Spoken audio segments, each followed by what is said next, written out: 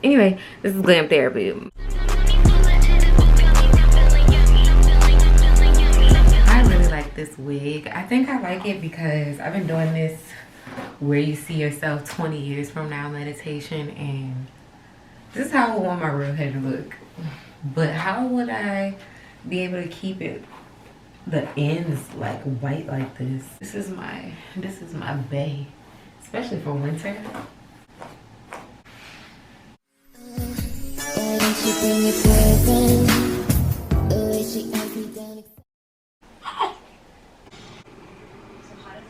It's been a while since I've recorded. It's been at least 2 weeks since I've sat down and recorded, but I was out of town at my mom's house, and whenever I'm at my mom's house, I like to just kind of zone out and just have peace and chill, and then I get to bond with my daughter. She's just looking at me whenever I start talking. Hi. She really loves to talk. She's very communicative. She has a way with words. A je ne sais quoi. Oh my gosh, I just realized the TV's been playing this whole time. Hi everyone, welcome back to my channel. My name is Janae, your glam therapist. Anyway, this is glam therapy. My mind is a little all over the place because I was just filming this video and I realized I had the TV on the whole time, so I had to re-record all of this. So where was I? Alright, so I just wanted to make a quick little video about my retail experience, the places I've worked. I worked at Charming Charlie, J. Jill, Ulta, Saks Fifth Avenue, and Cosmoprof. That's the order that I worked them in. There might have been others in between there. My first retail job was Charming Charlie. I was making a deplorable amount of money, but it really was just that I wanted to work in like a boutique style, and when I worked there I got a promotion. I became one of the managers, and I really liked working at the store, and I loved my team. That was probably one of my favorite jobs just because, I don't know, it was a special time in my life, and it was really when I moved to Missouri to be with my then boyfriend, now husband. So I was really living off love at the time. It's like money didn't really matter to me that much. So yeah, that was the first retail job I had, and I feel like I learned a lot. I learned a lot about like making the store look pretty, like when you first walk. But I'm naturally like that. I'm the type of person, I'm always kind of feeling the vibe of a room. So the second retail job that I had was at the store J. Jill, which that manager hired me from Charming Charlie. Like, she came in one day and she just really liked me and she offered me a job, and it just really worked out because Charming Charlie ended up filing bankruptcy or whatever, so they closed down. So thankfully I already had a job and I was able to help other people get a job. When I worked at J. Jill, it was cool. Like, I helped set up the store, like helped them open a brand new store, and I really liked that. I used to love steaming clothes. Like, I know that's so basic, but I really used to enjoy steaming clothes and just the feeling of a nice store or whatever. I didn't really get along with the manager of my particular store that well. There was a manager at another store that I really liked. I was trying to move to St. Louis the entire time I lived in Missouri. I lived in like a little small college town while I was there, and I wasn't feeling it. I wanted to move to St. Louis, but it just wasn't working out like that. So the manager, she would just stress me out. Like, she was just on some other stuff, and like everybody, I feel like my coworkers knew about it, because I remember one time me and the assistant manager were leaving. She was like, oh, I feel like I need an Ambien after that, and I don't even know what an Ambien is. I'm assuming it's like a Xanax or something like that, or something along those lines. But I was like, girl, ain't nobody coming to work every day to be stressed out like this at a little retail job. The whole reason why I wanted to work in retail was because I didn't want work coming home with me. I just like a simple little, you know, I'm just trying to be the cute girl at the store. Like, I'm so serious. I was trying to be so just basic. So that was J. Jill. I ended up quitting. When I quit, it was super abrupt, like most times it is. Jill ended up getting a job at Ulta, which I really loved my job at Ulta. That was part-time seasonal. I think I started in like a November 2019 or something like that. But I liked it. When I first got hired, there was a huge group of us. I remember they did this orientation because they had this thing about diversity. And it was a bunch of old white men talking about diversity. That's always hilarious. And there's a beauty, anyway. I liked working at the Ulta that I worked at. It was really simple. I used to like that you didn't have to, you know, the labor process was pretty simple. You didn't have to like sweep, clean, and all that kind of stuff. It was a bigger team, and they had a specific, there were people who were designated like to do custodial duties, and that is extremely helpful.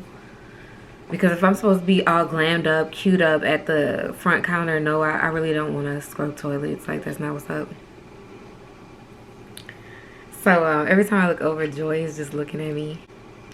Yeah, it was super chill working at Ulta. I think Ulta is a really good company to work for, honestly. You get a good discount, and it's like things you need on an everyday basis. You know, if you just need a little something, like if you're really career focused, like I'm trying to be in my bag, I do not recommend retail, because I think I said it in my last vlog, you're not gonna make a whole lot of money. Like, you gotta have some other kind of, it's some other kind of reason that you need to be doing it. Either you just really love makeup like I did, and you wanted a discount, and like you just needed something simple. Oh, also with Ulta, I can't believe I was going to forget about this. The truck shift, the 5 a.m. truck shift, where they would bring products. Every store is different. They do the truck shift on a different day, different time. But ours would be at like 5 a.m. Back then, I wasn't a morning person. Now, since having my daughter, I'm much more of a morning person. But at that time, no, I was not a morning person. And my biggest thing about like having a regular job, I used to feel so bad and so guilty like when I would be late. And I would be late like all the time. That's why I was like, girl, I really gotta figure something else out.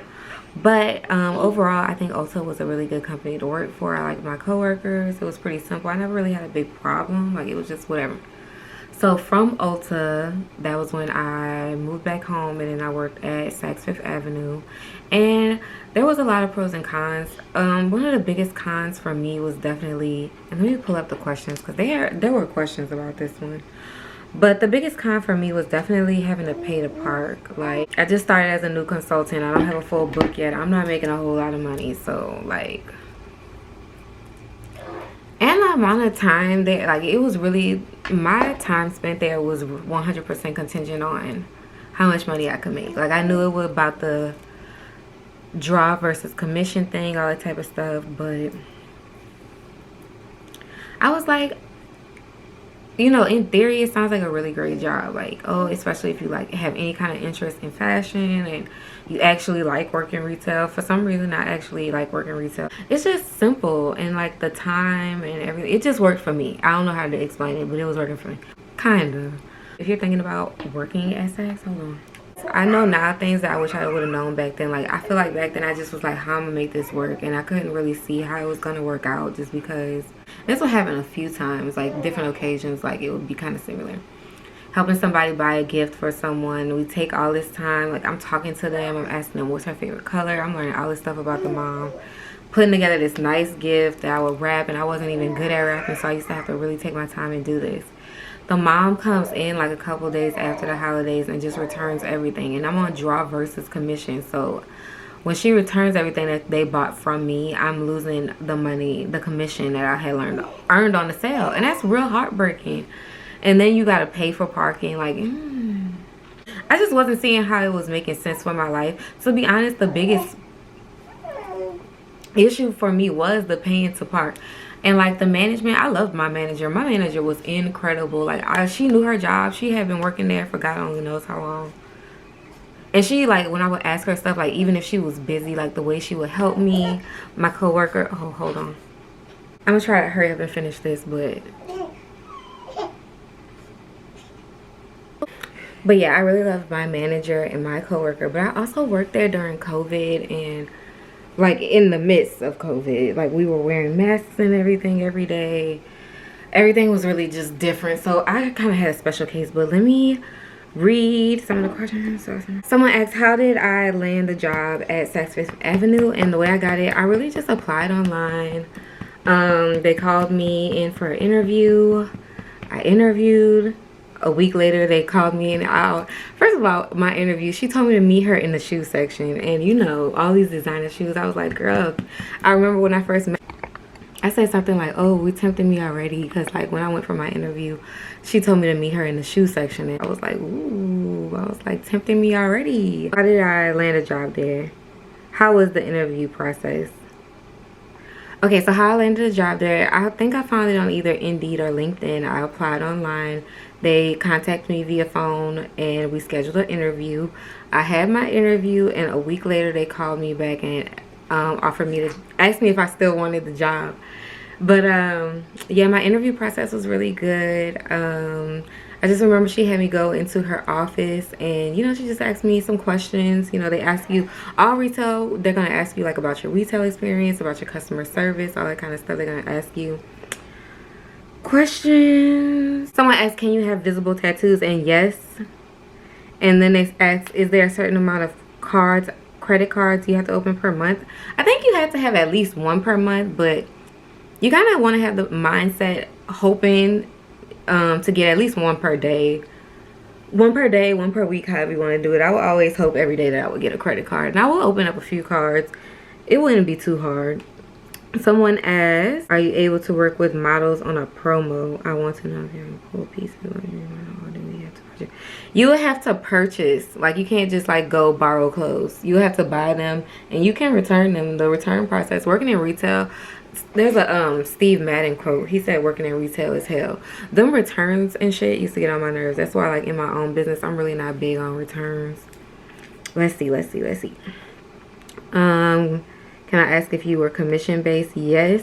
Draw versus commission. So you could like lose money, which was not good because you already, where I was, you had to pay to park. At other stores, you don't have to pay to park. Paying to park is like a bitch, because why do I want to come to work to pay to park? Everybody was just acting like that was normal. I hate it when people like gaslight you when some bullshit into thinking some bullshit is normal. Like, that's not normal. That's weird. I'm here to make money, not.